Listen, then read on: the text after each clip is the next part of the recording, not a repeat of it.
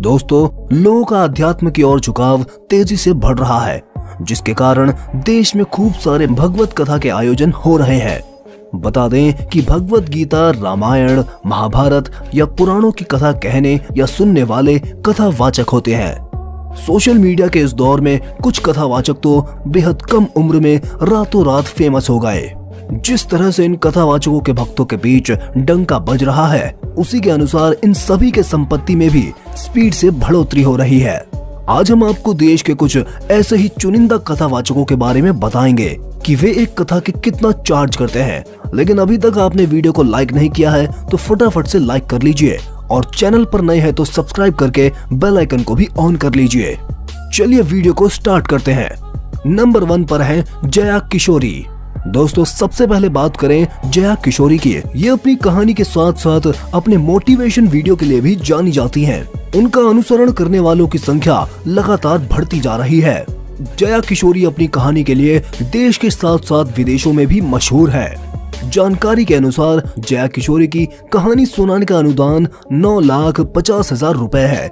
इसमें से आधा शुल्क 4,25,000 रुपए कहानी सुनाने से पहले और आधे कहानी सुनाने के बाद होता है। लेकिन ऐसा नहीं है कि जया किशोरी कथावाचक के बदले जो भी पैसे लेती हैं, वो सारे पैसे अपने लिए ही खर्च करती हैं। इस कमाई का बहुत बड़ा हिस्सा नारायण सेवा संस्थान को दान दे दिया जाता है।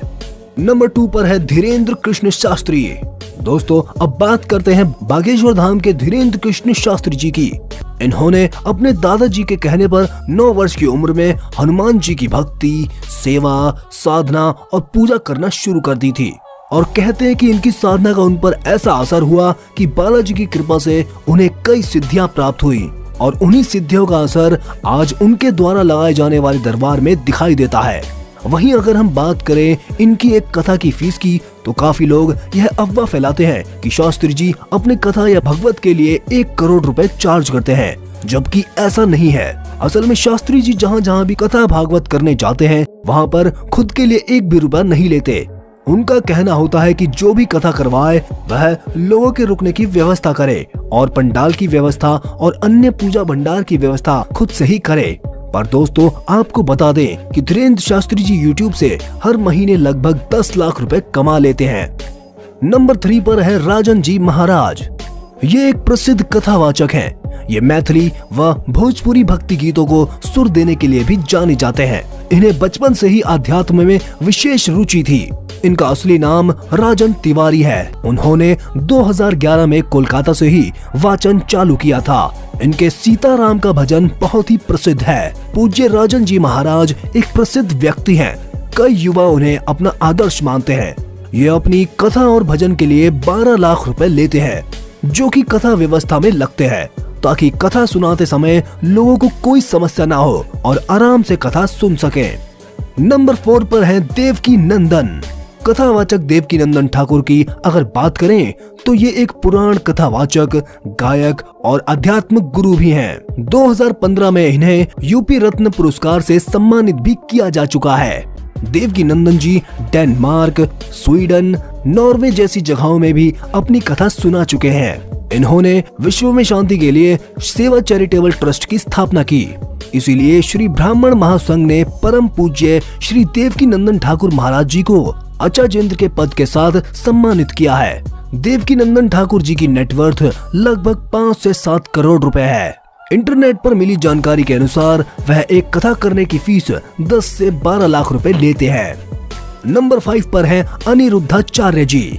अनिरुद्धाचार्य जी आज हर घर की शान बन चुके हैं, क्योंकि इनकी कथा लगभग हर घर में देखी जाती है। अनिरुद्धाचार्य जी महाराज द्वारा दिए गए प्रवचनों को सुनने के लिए लोगों की भीड़ हजारों की संख्या में आती है और लोग इन्हें बहुत ज्यादा पसंद भी करते हैं। अनिरुद्धाचार्य जी आज के समय में जाने माने और पॉपुलर कथावाचकों में से एक है और सोशल मीडिया के अकॉर्डिंग ये एक भागवत के लगभग 7 लाख रुपए चार्ज करते हैं। वहीं यह यूट्यूब से हर महीने 17 लाख रुपए कमा लेते हैं। नंबर 6 पर हैं पंडित प्रदीप मिश्रा। उन्होंने स्नातक की शिक्षा प्राप्त की है। बता दें, पंडित प्रदीप मिश्रा जी बचपन से ही शिव मंदिर में कथा वाचन करते थे और वे अपनी कथा में शिव पुराण का प्रवचन सबसे ज्यादा करते थे। वैसे तो मिली जानकारी के अनुसार प्रदीप मिश्रा ने कभी नहीं बताया कथा करने की फीस लेते हैं या नहीं, और अगर लेते भी हैं तो कितनी, इसलिए इसकी जानकारी नहीं मिली। हालांकि अमर उजाला जैसी मीडिया कंपनी ने दावा किया है कि पंडित प्रदीप मिश्रा जी कथा करने के लिए 7 से 8 लाख रुपए लेते हैं। इसके अलावा वो यूट्यूब चैनल भी चलाते हैं, इससे भी उनकी आमदनी होती है। वो अपनी कमाई का एक बड़ा हिस्सा गरीबों को दान में देते हैं, जिससे गरीबों का भला हो जाता है। नंबर 7 पर है देवी चित्रलेखा जी। देवी चित्रलेखा की उम्र अभी 2023 में 26 वर्ष है। देवी चित्रलेखा ने शुरुआती शिक्षा अपने गांव के सरकारी स्कूल से ही की। इसके बाद जब वे 4 वर्ष की थीं, तब उनके पिताजी ने उन्हें श्री गिरधारी बाबा जी के आश्रम गौड़ीय वैष्णववाद की शिक्षा के लिए भेज दिया था। उनके पिताजी ने ऐसा इसलिए किया था क्योंकि जब देवी चित्रलेखा का जन्म हुआ था, तब उनके पिताजी ने कई संतों तथा साधुओं को अपने घर पर आमंत्रित किया था। तब एक संत ने उनके पिताजी से कहा था कि यह एक चमत्कारी बच्ची है। आपको बता दें कि देवी चित्रलेखा की नेटवर्थ $2.53 मिलियन के लगभग है। देवी चित्रलेखा जी अपनी एक कथा सुनाने के लिए 8 से 9 लाख रुपए लेती हैं। नंबर 8 पर है इंद्रेश उपाध्याय जी। दोस्तों, इंद्रेश उपाध्याय जी बहुत ही उज्जवल और प्रख्यात कथावाचक है। इनका मधुर स्वर सुन के सभी भक्ति से सराबोर हो जाते हैं। यह पवित्र संतों के दिव्य परिवार में पैदा हुए थे। श्री इंद्रेश जी को महान आध्यात्मिक और साथ ही वैदिक ज्ञान प्राप्त है।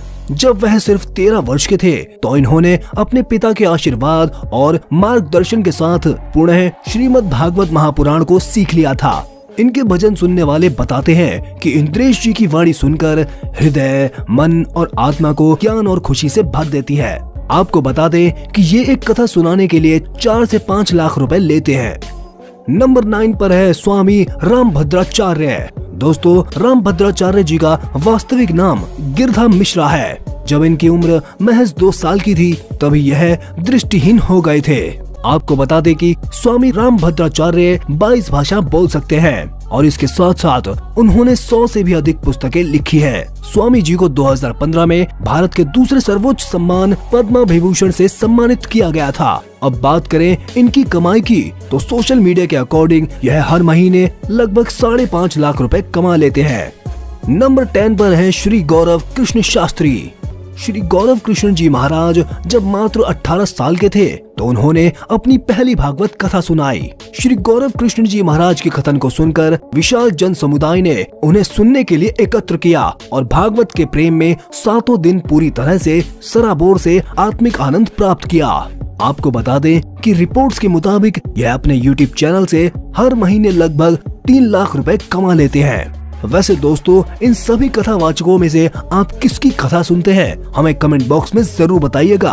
साथ ही वीडियो पसंद आया हो तो लाइक करें, चैनल को सब्सक्राइब करके बेल आइकन को भी प्रेस कर लीजिए। हम फिर मिलेंगे आपसे ऐसी ही इंटरेस्टिंग वीडियो में। तब तक के लिए धन्यवाद।